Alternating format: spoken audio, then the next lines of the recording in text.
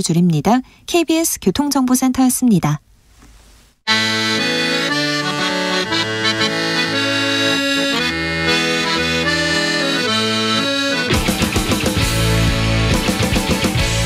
역사를 잊은 민족에게 미래는 없다. 역사에서 배우고 미래를 열어가겠습니다. 애국심으로 미래를 여는 남자들, 애국미남단 전우용 썬킴. 자, 애국미남단 1호 역사학자 전우용 선생님 어서 오세요. 네, 안녕하세요. 네, 애국미남단 2호 역사 스토리텔러 썬킴 선생님 어서 오세요. 안녕하십니까, 썬킴입니다. 네, 제가 3호로 돼야 될 텐데. 자, 오늘 주제는요. 네? 아닙니다. 아니요, 저도 뭐 역사에서 배우고 가고 싶다고요. 아, 예, 알겠습니다. 네, 노력하고 있겠다 이건데. 자, 오늘은 한국사에서 한국인과 쌀, 한국사에서 쌀은 어떤 의미였는지 얘기해 보겠습니다. 요즘 쌀 얘기, 밥 공기 얘기, 한 공기 비우기 얘기 막 나오고 있는데 어떻게 보고 계세요? 어떻게 들으셨어요? 농담 아니었어요? 농담 아닙니다. 아유, KBS에다만 이렇게 진정성 있게 준비해온 얘기했어요. 진담으로 할 얘기가 아닌 것 같은데. 네. 혹시 주 기자님, 네. 우리가 영남, 호남 하잖아요. 예. 그럼 영남은 어디 남쪽일까요? 촬영산맥에 문경, 세제, 조령 남쪽을 영남이라고 해요. 네네. 그럼 호남은 어디 남쪽일까요? 우리 이 프로그램에 이런 청취자 퀴즈 같은 거에서 막 선물도 주고 그래야 그럼 되는데. 지금 정답을 보내시면은 선물이 나가나요? 네, 쌀, 밥 한 공기 이런 거요. 네. 호남은 이제 좀 약간의 이설이 있지만 네. 대체로는 이제 김제 벽골제를 호라고 불렀다고 그래요. 그래서 예.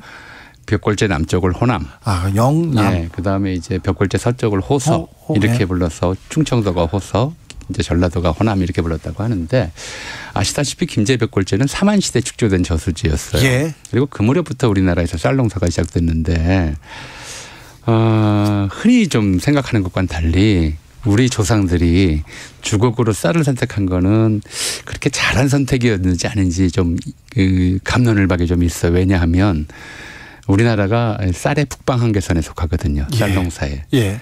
지금 저 만주 또 시베리아 남부에도 일부 논을 만들어 놨는데 그 논도 전부 한국인들이 만든 거예요. 또 중앙아시아에 있는 그 논들도 다 예. 그 어떻게 쓰든지 농사를 지었죠, 그때. 그건 또 한국인하고 예. 관련이 한국인. 그 러시아에 갔던 한국인들이 스탈린에서 강제 이주되잖아요. 카자흐스탄까지. 그 강제 이주돼서 거기서 또 그 아예 그 척박한 땅에서 척박한 땅에 굳이 논을 일구어서 그 밀도 잘 안 자라는 그 땅에 논농사를 또 성공시켰습니다. 그러니까 논농사의 귀재들이긴 하죠. 그런데 사실 그 한국 땅이 논농사하기는 좀 이렇게 적절치는 않아요. 맞습니다. 물이 항상 좀 필요하고요. 그것도 뭐 4월, 5월에는 5월, 6월, 7월에 필수적으로 필요하잖아요. 그렇죠. 네. 그때 가물고 네. 또 추수할 무렵에는 주로 태풍이 오고 예. 이제 그 폭우가 퍼붓고, 게다가 뭐 이제 동남아시아처럼 1년에 뭐 항상 날이 더워서 1년에 3번씩 추수할 수 있는 것도 아니고, 그러니까 뭐 이모작 뭐 이기작 같은 건 거의 어렵죠. 그러니까 네.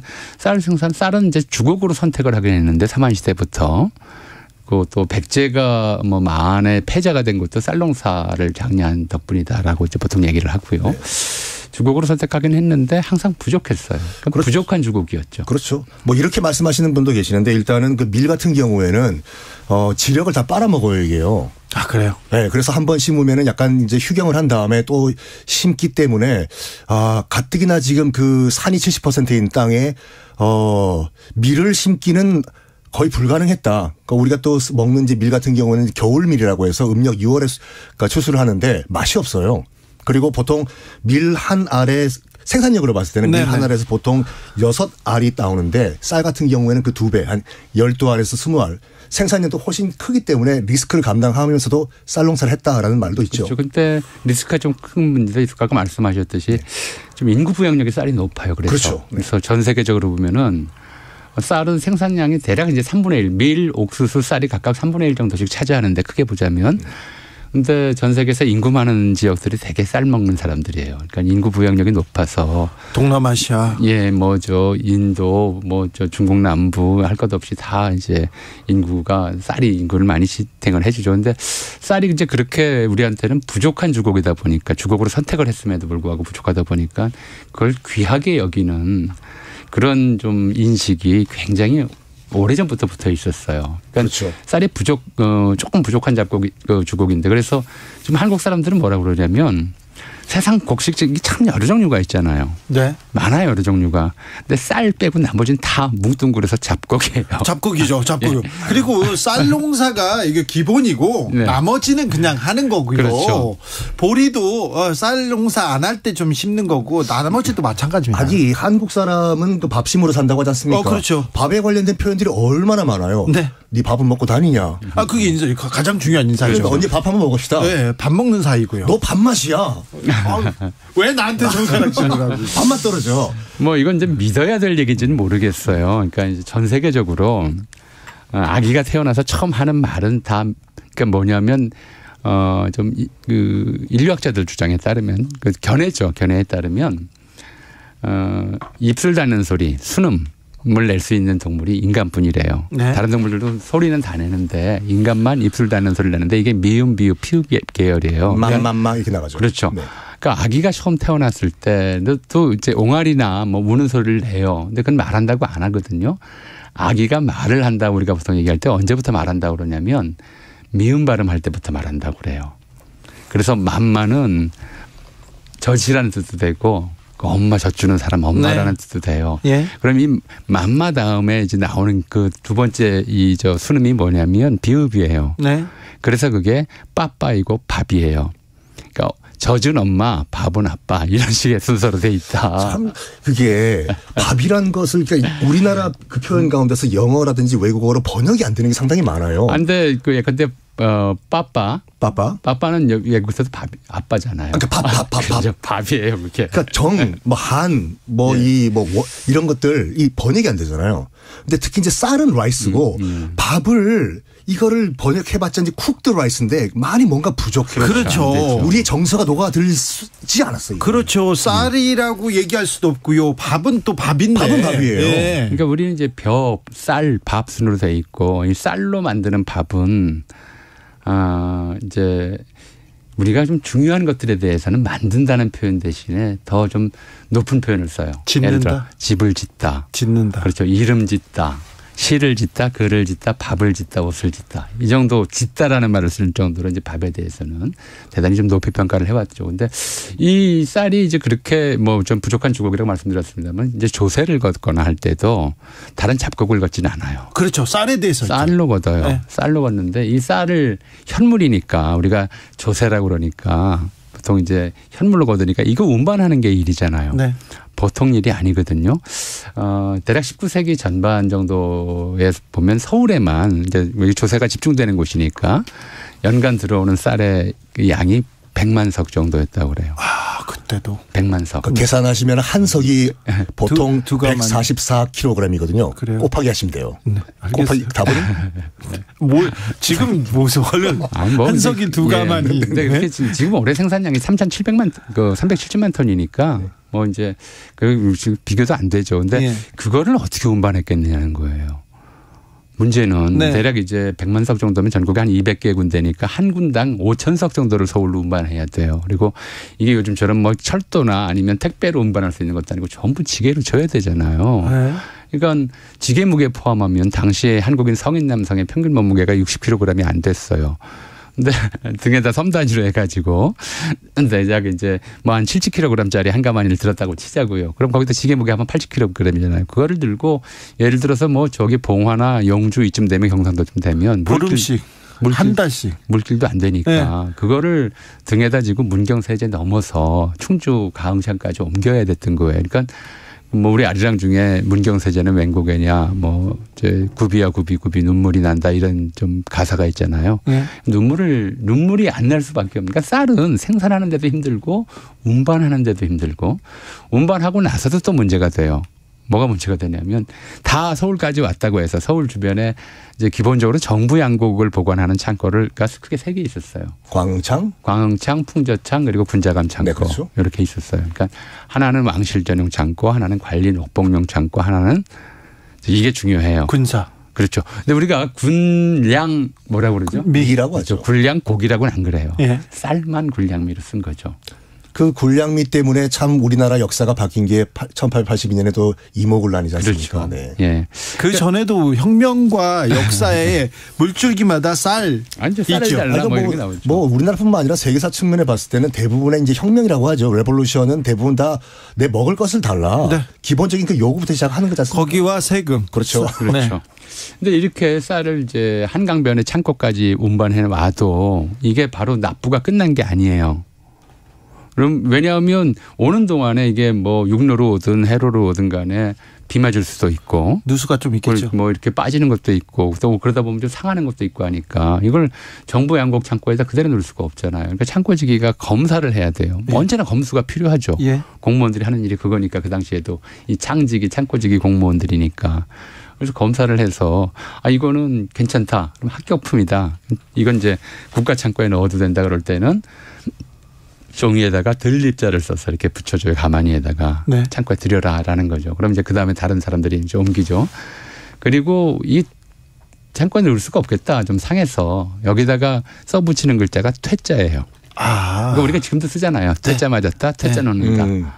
이게 이제 거기서 나온 거기서 말이에요. 났구나. 퇴짜. 그러니까 퇴짜 맞으면 아주 골치 아프죠. 이건 네. 또 어떻게 도로 가져가 이렇게 어렵게 가져가는데. 그러니까요. 어떻게 가져갑니까? 못 가져가죠. 그럼 어떻게 해요? 그러니까 이제 원래 그 보냈던 곳에서는 다시 추가로 그 퇴짜 맞은 분량만큼 보내야 되고 퇴짜 맞은 물량은 여기 있는 이제 조선 초기 같으면 경절이라고 불리는 지방에서 파견된 관리가 또 조선 후기에는 그 객주들이 그냥 받아서 사죠. 싸게 파는 거죠. 상한 쌀이니까. 네. 그래서 지방으로 또 돌려야 되고 네. 이런 방식으로 쌀 거래를 했던 거죠. 참 우리가 왠지 쌀을 먹기 시작을 했냐고 하면은 뭐 예전에 그 조선 후기 때 이제 류쿠국 지금의 오키나와죠. 사신들이 와가지고 조선인들이 그런 그 식생활을 보고 깜짝 놀랐다고 해요. 너무나 많은 밥만 먹는다. 아무것도 안 먹고. 지금 이번에 네. 조수진 최고가 밥 공기 한 공기씩 먹어야 된다 그런 캠페인 나왔을 때 조선 시대에 먹던 쌀 그 그릇 봤더니 지금 공깃밥에 한 5개 6개. 지금 우리가 먹는 공깃밥 네. 사이즈 누가 정했는 줄 아세요? 누가 정했어요? 박정희 정부가 정했어요, 그거요. 공깃밥 사이즈를 공기 사이즈까지요? 공기는 말 그대로 텅 빈 알루미늄 그 스테인리스를 네. 말하는데 그 사이즈 우리 다 기억하시겠지만 60년대 후반과 70년대 초반에 그 혼분식 장려 정책 했잖아요. 있었죠.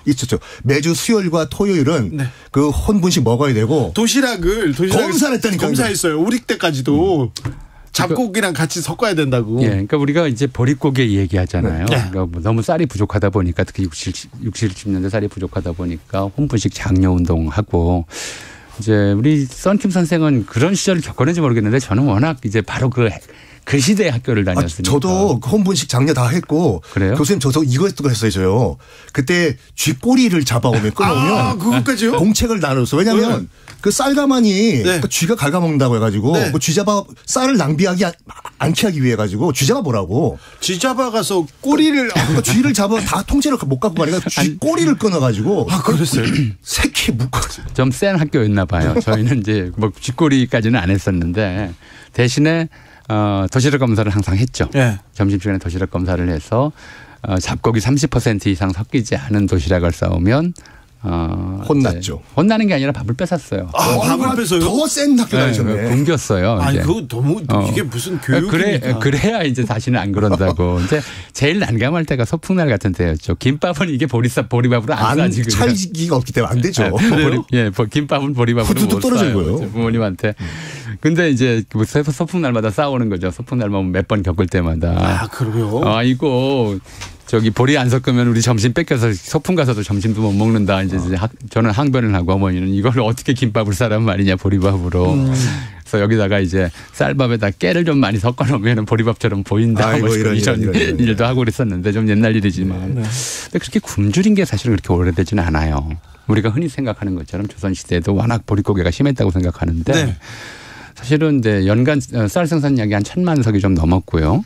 그리고 인구는 1,몇백만 정도 됐기 때문에 소비량은 거기다 수출량이 거의 없었어요. 어쨌든 뭐 쓸 수 있는 게 술 빚거나 떡 만드는 거 말고는 대부분 먹어야 되기 때문에 네.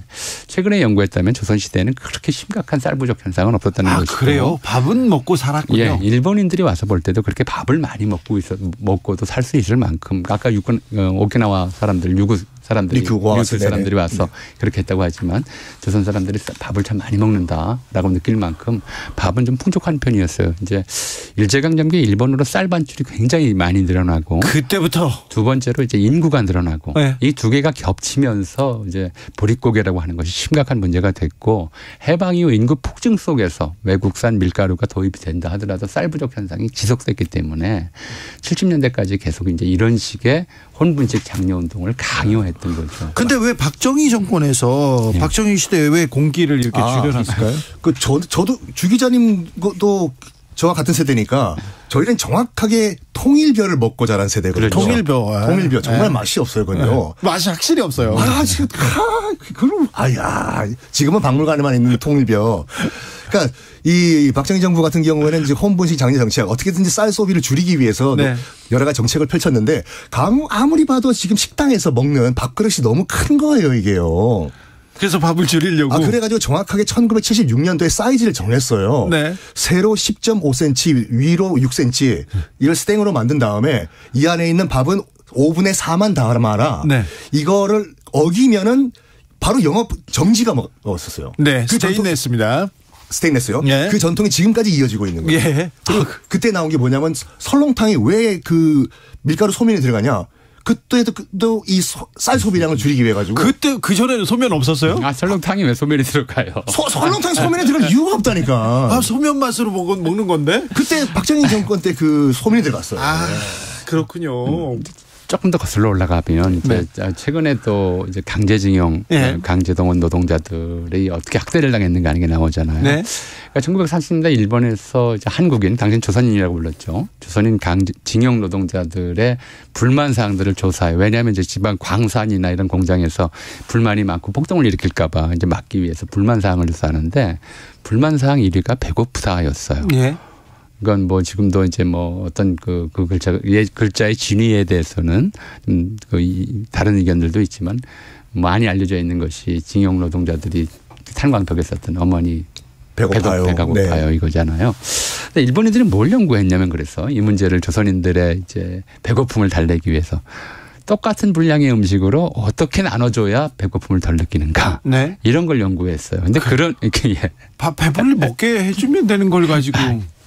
그게 안 되는 거죠. 뭐 이게 식량 부족이니까. 그래서 또 뭐 누가 징용공들 그렇게 징용 노동자들을 인간적으로 대우를 해줬으면 이런 문제가 지금 일어났겠습니까? 안 했죠. 근데 뭐 그런 좀 경험이 군대 내에서 좀 있었어요. 그래서 한국인들의 식사량을 좀 줄이는 것, 그 당시 지금하고는 정반대로 줄이는 것에 정부가 관심이 있었고 그래서 전반적으로 식사량을 줄이기 위해서 공기 표준 사이즈를 정하는 정도의 이제 어떻게 보면은 생체 권력이라고 부르죠. 그런 권력을. 일제시대에 있었던 일을 또 박정희 정권에서도 또 이어졌군요. 근데 저는 이 쌀에 대해서 이 생각을 좀 해봤는데 한중일 가운데서 우리나라만 숟가락으로 밥을 먹지 않습니까? 예. 그럼 왜 그럴까요? 왜 그렇습니까, 선생님? 저는 이제 이 문제에 대해서는 굉장히 오랫동안 많은 논쟁이 있어요. 그렇죠. 좀 했어요. 그런데 사실은 우리가 지금 아까 말씀하셨는데 밥이라고 하는 거를 지금처럼 만들어 먹기 시작한 게 언제부터냐? 이거 굉장히 어렵거든요, 사실은. 밥 짓는 게 지금은 전기밥솥이 다 지어주지만 옛날 방식으로 전기밥솥이 없을 때는 밥 짓는 거 굉장히 어려운 일이었어요. 잘못하면 3층밥 되고 고두밥 되고 진밥 되고 타죠. 타기도 하고 이랬거든요. 그거 맞추는 기술을 누가 개발했느냐는 거예요. 그건 잘 몰라요 사실은. 그런데 삼국시대까지만 해도 쌀을 먹는 방식은 쌀을 끓여서 죽처럼 묽게 만들어서 먹는 거였어요. 그건 젓가락으로 도저히 못 먹어요. 못 먹죠. 그래서 수저로. 그걸 퍼먹다가 숟가락으로 먹다가 대략 고려시대쯤 들어와서부터 지금처럼 뜸들여서 밥을 짓는 고슬고슬하게 밥을 짓는 그런 방식을 썼다고 그러고요. 하나는. 그래서 이 밥은 이제 젓가락으로도 먹을 수 있는데 대체로 그 전부터 숟가락으로 먹던 습관이 있으니까 그대로 먹었다라고 하는 설이 좀 저는 이제 그게 설득력이 있게 느껴져요. 이런 설은 어떤가요? 이렇게 말하시는 분도 계시는데 뭐냐면 그러니까 주자가 쓴 주자 가래에는 딱 정확하게 제사를 지낼 때는 밥 있어야 되고 탕이 있어야 되고 숟가락과 젓가락으로 제사를 지낸다라고 돼 있는데 찌개. 그렇죠. 탕, 그다음에 밥, 그다음에 숟가락, 젓가락. 근데 중국 같은 경우에는 이제 밀농사가 잘 되니까 뭐 이 숟가락이 필요 없지 않습니까?